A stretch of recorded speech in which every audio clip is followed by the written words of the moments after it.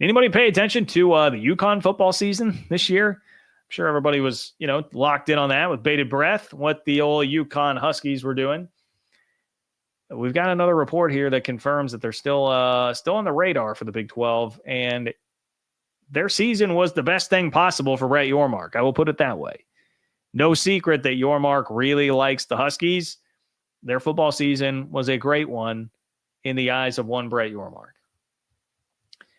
There's been a lot of UConn Big 12 reporting over the last, what are we at, like a year and a half, 2 years on this? The Gonzaga stuff goes back even further, but it's all been about Yormark trying to juice up basketball as much as possible, whether it's adding a Gonzaga, a UConn, both. He certainly has flirted there and made no real mistake about it. Like what Yormark sees in UConn and likes, and I do like some of this too. I was definitely more open to this idea than a lot of you were, especially if, as reported, it was going to be basically they have to like prove. It's kind of like a courtship period with football where they've got to prove that they can put in the necessary investment to get the invite. And in the meantime, you get to borrow rent their basketball prowess. But he loves the media market. They're close to New York City, right? Yormark being a guy from NYC that worked, at Barclays Center with the Brooklyn Nets. Like, that's something that he's going to want. He would love being close to ESPN. They're right in ESPN's backyard, being the biggest entity in the state of UConn. Loves a massive basketball brand. They obviously have won back-to-back national championships and have they up to 5 or 6 in the last 25 years. I forget that number. My apologies, UConn. They are a massive basketball brand because of that. And Bret Yormark wants to decouple basketball. He wants to sell basketball rights separately. So looking at this man, if we could add that to it. Wants to become the SEC of basketball. Man, if we can add UConn, we really start to feel like we are like the SEC of basketball. And then obviously the hope is that football can become respectable. Football can become respectable. That's always been the big challenging question here and why people hate it. And a lot of Big 12 fans, a lot of Big 12 adjacent people really just freak out at the idea, will not entertain it at all. And it's been because of this idea of the football program and what they actually are.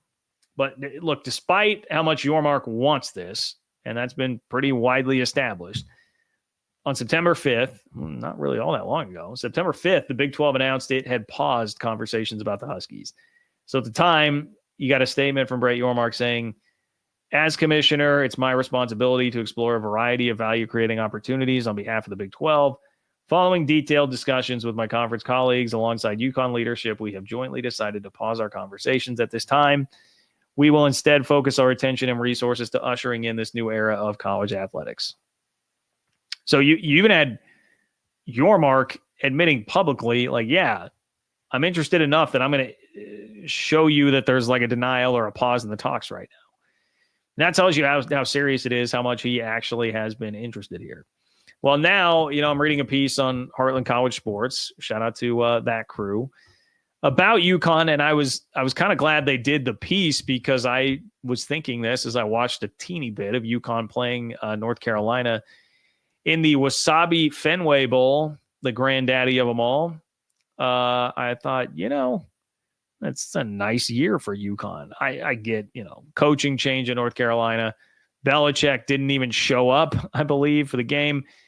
There's a lot going on there. That's not a super impressive win, but they finished 9-4, and that's the best season that they've had since 2007, since your boy was a freshman in college. It's the best football season that UConn has had. So that will be some fuel on the Bret Yormark fire here towards proving, or as much as you can, proving that UConn can take football seriously enough to just not be a total pushover doormat in the conference. Now, if you want to fully examine this 9-4 season, they did get blown out by Maryland. That happened. Can't run and hide from that. But the other 3 losses to Power 4 teams, Duke, Wake Forest, and Syracuse, they were all by 1 score. Okay, so that's a 1-score loss to Syracuse that beat Miami at the end of the year. It turned out to be a pretty good team. Duke won 9 games. Turned out to be a pretty good team. Wake Forest, respectable, right? It's another bowl team. So these were not, I know they're not like headlining names that you get excited about. And I'm somebody that gets as blah about mid-tier ACC football as anybody. But that is at least a sign like, hey, they're moving in the right direction of respectability. I'm just saying.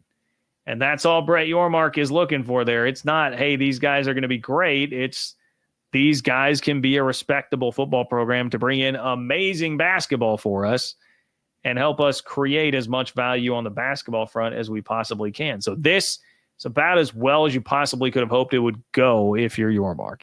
Maybe the only thing is you would say, get me one or two of those wins over Duke, Wake Forest, Syracuse, or Maryland. But we got the bowl win. We got 9 wins overall. We got the best season in damn near 2 decades there. That's doing pretty good for me to try and have enough ammo to go back to war over this issue. Now, in fairness, I mean, the real question is going to be, will they invest in it as much as they need to? Which a part of that was, building a new stadium. There were, I think, a lot of things that would need to happen if they were going to do this. And, you have places when we're talking about investment. I mean, look at the combo we had about West Virginia earlier. They just poached an SEC defensive coordinator by offering a 7-figure salary. They're going to step up. You got revenue sharing now that's coming in with all of this. Will UConn be ready to throw out $20.5 million? I would guess the answer right now would be no. Even like, Houston went out and got themselves Willie Fritz last year, making major hires. Teams at the bottom of the league doing what they can to get back into it by stepping up financially and doing that. You have this piece of it too, and I know this has been talked about before. Got to watch out for the ACC. ACC might be lurking a little bit there to try and come after UConn as well. And I'm sure they'd love the hoops and they'd love the NYC presence when they've been playing their conference tournament at Barclays a couple times here in recent memories. I'm sure they would be all over that as well. So things to think about there. It's the type of thing I could see coming back into the news cycle in the offseason, especially if, like what Heartland College Sports reported, there is still the interest there. That Yormark has not given up on that. So, Hiking Cat. What's going on, Hiking Cat? Thank you for being here, Hiking Cat. Way off topic. DY writes, K-State will need to cut the football roster from 123 to 105 by fall. We can't be the only school with this problem. Makes me think spring cuts will be ugly. Am I overreacting? No. There's going to be a lot of players that get cut because of it, basically. Coaches lose their mind about this, although I will just say coaches lose their mind about like every change that happens in college athletics. And then, they'll complain about the other side of it. Coaches just complain about any kind of change that ever happens. But yeah, they don't like that. It is going to create some potentially awkward situations, some tough conversations, and some tough cuts. So yes, there will be a round of cuts that will probably hurt some people. I don't know if it'll hurt the fans as much as just like, players that thought they at least had a chance to contribute a little bit that will get cut because of what you're having to do to the roster size. So it is definitely a storyline to pay attention to. Not the fun part, certainly, of college athletics for anybody involved, by the way. I'm sure the coaches hate having to do that too, but it is the new reality. It is the new reality with revenue sharing and the way everything is set up. So it's a fair point, Hiking Cat, to bring up. I do not have a ton of knowledge for you on like what those cuts might be for K-State